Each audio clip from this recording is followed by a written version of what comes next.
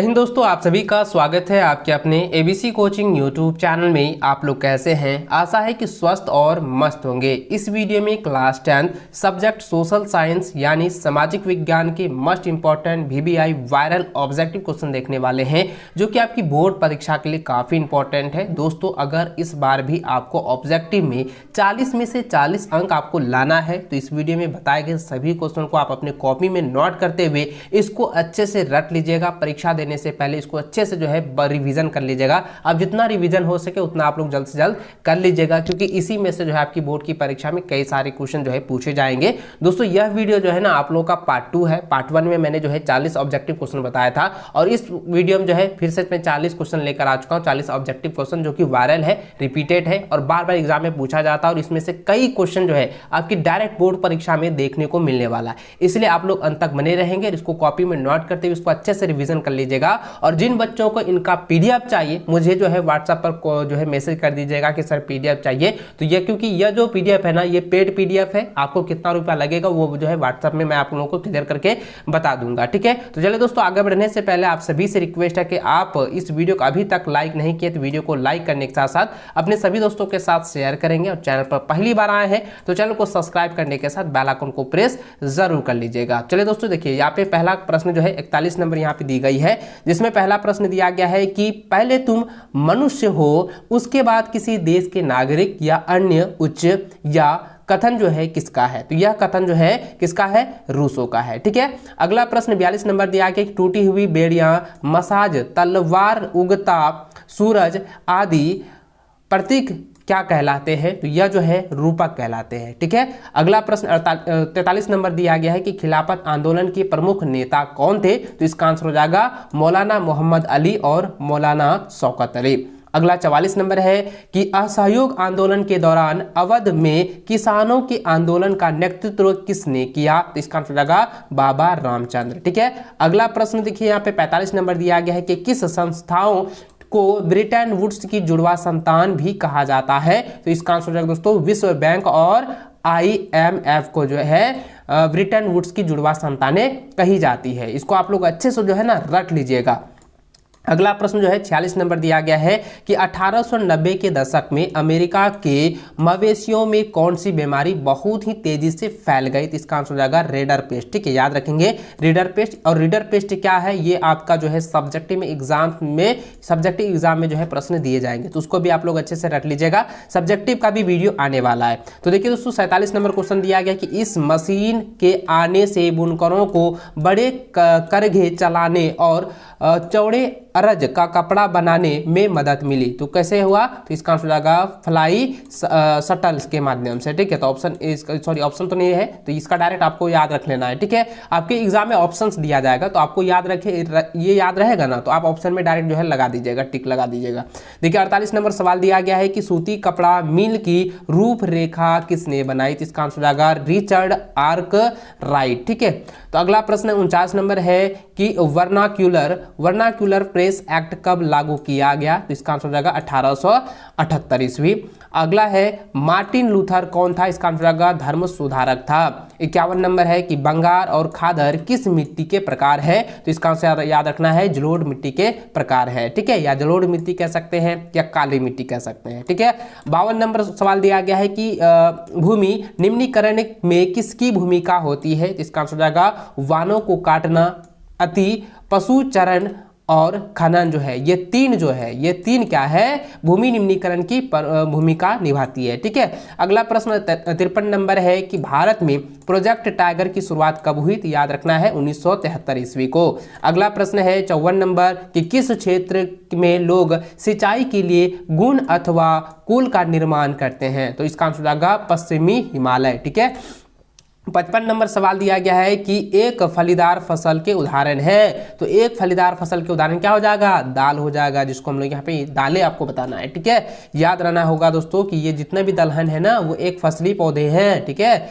अगला प्रश्न जो है 56 नंबर दिया गया कि किस फल को सुनहरा रेशा भी कहा जाता है, तो इसका आंसर हो जाएगा जूट को। ठीक है, जूट को जो है सुनहरा रेशा कहा जाता है। 57 नंबर है कि किस ऊर्जा खनिज को काला सोना कहा जाता है, तो इसका आंसर होगा कोयला को जो है काला सोना कहा जाता है। 58 नंबर सवाल है कि कौन सा नगर लोहा और इस्पात उद्योग के अतिरिक्त वाहन निर्माण उद्योग का केंद्र है, तो इसका आंसर हो जाएगा जमशेदपुर। ठीक है, अगला प्रश्न है 59 नंबर की भिलाई इस्पात कारखाना किस राज्य में है, तो याद रखना है भिलाई इस्पात जो है वो छत्तीसगढ़ में है। ठीक है, याद रखेंगे, इसको आप लोग अच्छे से रिपीट कर लीजिएगा क्योंकि यह जो है आपके जो है मानचित्र वाला में भी देगा और ऑब्जेक्टिव में देगा। ठीक है, अगला प्रश्न देखिए 60 नंबर दिया कि कौन सा शब्द दो या दो से अधिक देशों के व्यापार को दर्शाता है, तो इसका आंसर याद रखना है बच्चों अंतर्राष्ट्रीय व्यापार। यानी अंतर्राष्ट्रीय व्यापार का अर्थ यही होता है कि दो या दो से अधिक देशों का व्यापार को जो है यह नियंत्रण करता है। ठीक है, नियंत्रण में रखता है।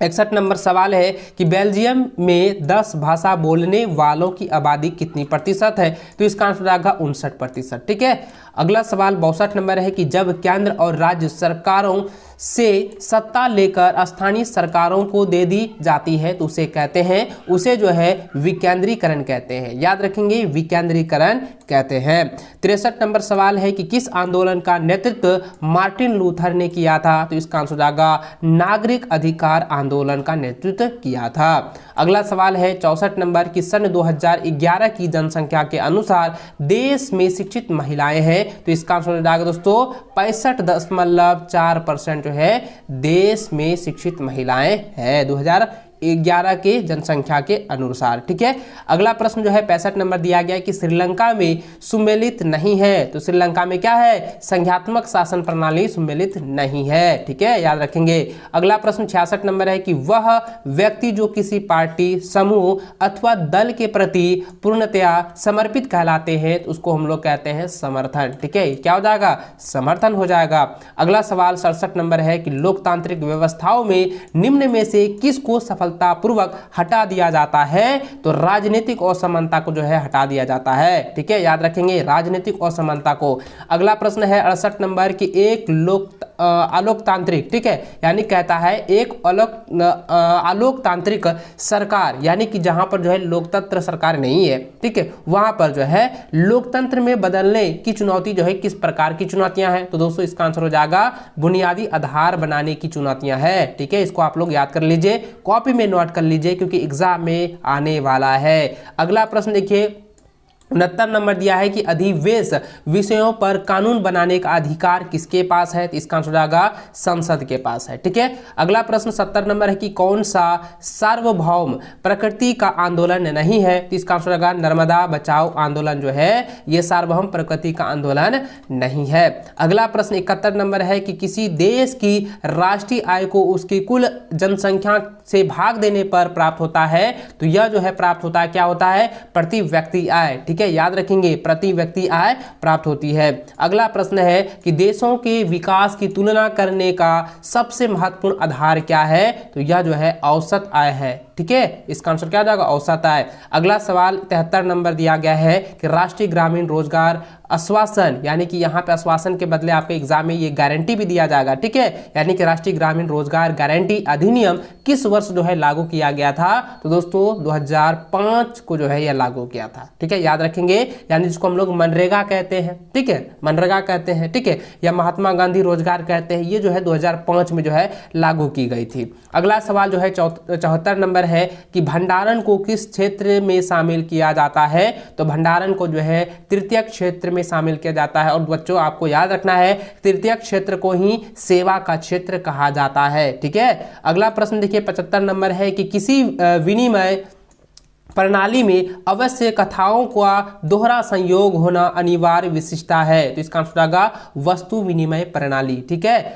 अगला प्रश्न है 76 नंबर कि भारत में करेंसी नोट कौन जारी करता है, तो इसका आंसर आएगा रिजर्व बैंक ऑफ इंडिया जो है जारी करती है, रिजर्व बैंक ऑफ इंडिया। इसको आप लोग अच्छे से जो है याद कर लीजिए। अगला सवाल 77 नंबर है कि सरकार द्वारा अवरोधों अथवा प्रतिबंधों को हटाने की प्रक्रिया को क्या कहते हैं, तो उसको हम लोग कहते हैं उदारीकरण। ठीक है, उदारीकरण कहते हैं। अगला सवाल 78 नंबर दिया गया है कि घरेलू बाजार में बहुराष्ट्रीय कंपनियों का प्रवेश किन के लिए हानिकारक हो सकती है, तो इसका आंसर हो जाएगा सभी छोटे पैमानों के उत्पादक के योग में जो है जो आते हैं उसके लिए जो है ये हानिकारक होते हैं। तो इसको आप लोग जो है नोट करके याद कर लीजिए। अगला सवाल है कि एक मार्ग की स्थिति में लागू होता है, तो एक मार्ग जो है कृषि उत्पाद, ठीक है, कृषि उत्पाद की स्थिति में जो है लागू होता है। तो इसका आंसर क्या हो जाएगा, कृषि उत्पाद हो जाएगा। अगला सवाल जो दिया गया है कि वह संगठन की अंतर्राष्ट्रीय स्तर पर उत्पादों के मानक तय करता है उसे कहा जाता है, उसे जो है ISO कहा जाता है। यानी दोस्तों आपने देखा होगा कि कोई भी उत्पादक होते हैं या कोई भी उत्पाद है उस पर क्या होता है, IOS का जो है मुहर लगा होता है, वही जो है मानक तय करता है। ठीक है, तो ये IOS इसको आप लोग अच्छे से याद कर लेंगे। इस वीडियो में मैंने जो है आपको 40 क्वेश्चन बताए हैं और आने वाले वीडियो में भी 40 क्वेश्चन आपका आने वाला है जो कि इंपॉर्टेंट है। लगभग 2-3 वीडियो आप लोगों का आने वाला है जो कि एग्जैक्ट जो है आपका एग्जाम में प्रश्न पूछा जाता है और इसी से आपका जो है ये जो आपका 4 से 5 वीडियो आने वाला ऑब्जेक्टिव वाला, इसी में से जो है आपका 100% जो है ऑब्जेक्टिव से जो है आपका 40 में 40 दिलाने वाला है। तो इसको आप लोग अच्छे से तैयार कर लीजिएगा। अगर आप इसका PDF पाना चाहते हैं, अगर आपको PDF चाहिए तो मुझे जो है व्हाट्सएप पर मैसेज कीजिएगा। ठीक है, व्हाट्सएप ग्रुप का लिंक जो है डिस्क्रिप्शन में दिया गया है, वहां जाइए, ग्रुप में जो है ज्वाइन कीजिए और मुझे मैसेज कीजिएगा सर मुझे जो है इसका PDF चाहिए, तो मैं बता दूंगा इसको जो है कितना रुपया लगेगा, क्योंकि ये जो PDF है वो पेड PDF है। ठीक है, चलिए दोस्तों इस वीडियो में बस इतना ही।